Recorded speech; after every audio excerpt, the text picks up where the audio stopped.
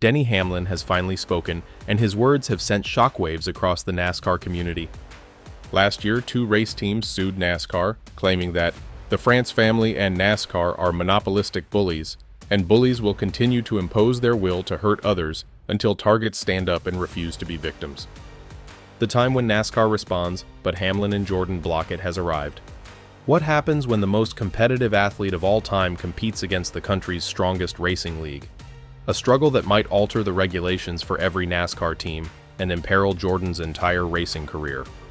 On June 5, 2025, the Fourth Circuit Court of Appeals issued a surprising ruling. In a 3-0 decision, the court overturned an earlier injunction that allowed Michael Jordan's 2311 Racing and Front Row Motorsports to retain their NASCAR licenses while suing the league. Without the injunction, the teams are exposed, forced to race as open entries with no guaranteed slots, severe financial losses, and the possibility of not qualifying at all. Michael, are you disappointed that you're going for a championship and this is also hanging over you? No, I've been in situations of disparity, Jordan replied. I think the race team's going to focus on what they have to do this weekend, which I expect them to. And I think Jeffrey did an unbelievable job today. And I think, hey, I put all my cards on the table. I think we did a good job of that. And, but I'm looking forward to winning the championship this weekend, though. This decision sent shockwaves across the NASCAR community. Fans, commentators, and insiders attempted to fathom the consequences, while teams secretly mused on what the future might hold. Could a precedent be established, deterring other teams from ever challenging NASCAR's dominance again? But first, a quick recap. How did the NBA legend find up in court with the stock car racing regulatory body? Jordan and Denny Hamlin, co-owners of 2311 Racing, sued NASCAR for federal antitrust violations in October 2024. Their target? The disputed charter system, which provides teams with guaranteed race spots and a share of the proceeds in exchange for giving away their right to sue NASCAR. Jordan's side alleged that NASCAR's procedures hampered competitiveness and forced teams into quiet. It's hard to win everything, but certainly we've remained committed to running our cars, whether it's chartered or open, whatever it is. We've said it from the start of the season, we're going to be racing this year no matter what. We're going to have our day in court in December, and we look forward to that day, said Hamlin. The lawsuit was not just about business, it was a bold declaration from one of the most competitive minds in sports. Michael Jordan wanted more than just a seat at the NASCAR table. He wanted to change the way it was organized. He believed that teams deserved more power, a stronger voice, and a future that was not buried behind closed doors. Initially, the teams gained momentum. A federal judge issued a preliminary injunction in December 2024, enabling them to race under charter protections while the lawsuit was underway.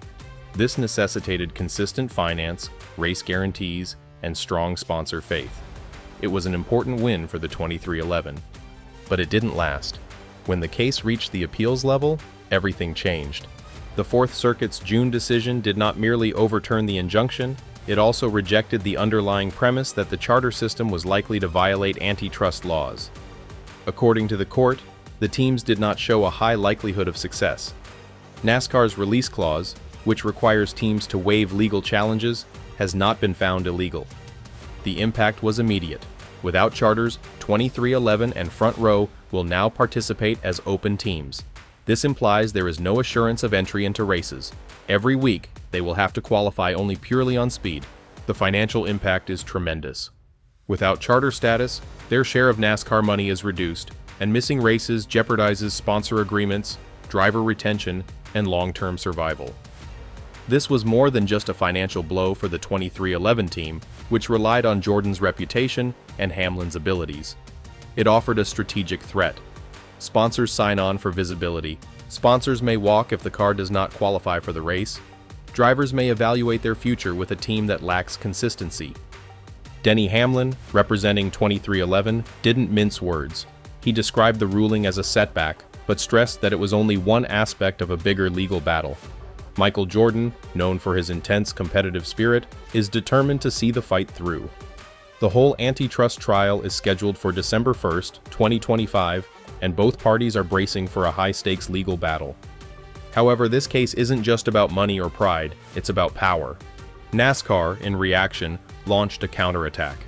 They filed a countersuit accusing the teams and Jordan's longtime business manager, Curtis Polk, of organizing an unlawful cartel to undermine the league's authority.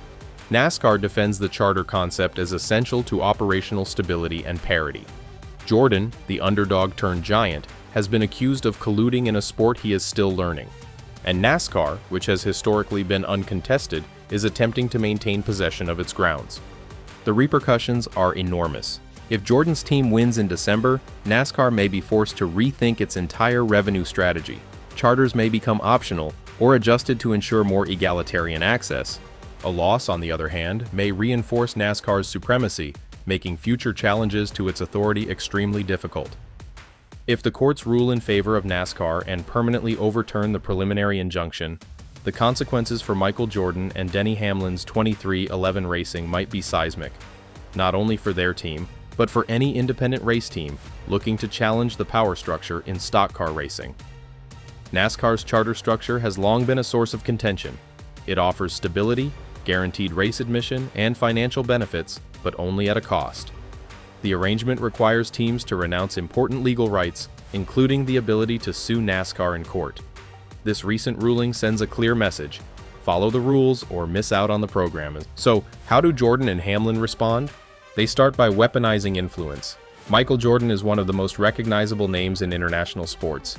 His involvement in NASCAR has already sparked media interest and new fans for the sport. Meanwhile, Hamlin is a Cup Series veteran, a race winner, and a highly regarded character in the garage. They are not required to follow NASCAR's script, they may tweak it. Jordan may use his huge media network to emphasize the far-reaching consequences of NASCAR's monopolistic practices. He can band together with players from various industries who understand the dangers of unchecked power and see the court of public opinion as a powerful second front. Second, they establish an alliance. NASCAR's management is being questioned by more teams than only 2311 and Front Row. Many mid-pack and independent teams quietly resent the pressure to accept charter agreements without negotiation. Jordan and Hamlin may begin to build a coalition of like-minded owners, drivers, and sponsors who are tired of racing under a one-sided arrangement. They may work together to campaign for charter changes, more equitable conditions, and democratic rulemaking. Third, they threaten to expand or leave. 2311 may race in various leagues, including IMSA, SRX, and even Formula E. While this may seem dramatic, NASCAR has already seen talented drivers quit in disgust. The threat does not even have to be carried out.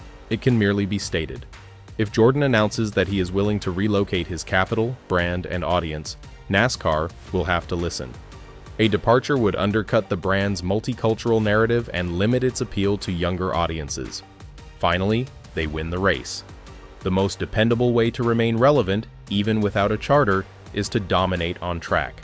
If 2311 can continue to qualify and compete for victories while lacking the financial certainty of a charter, it will underline the basic injustice they are fighting against. It will also rally fan support and keep sponsors engaged, despite the legal uncertainty.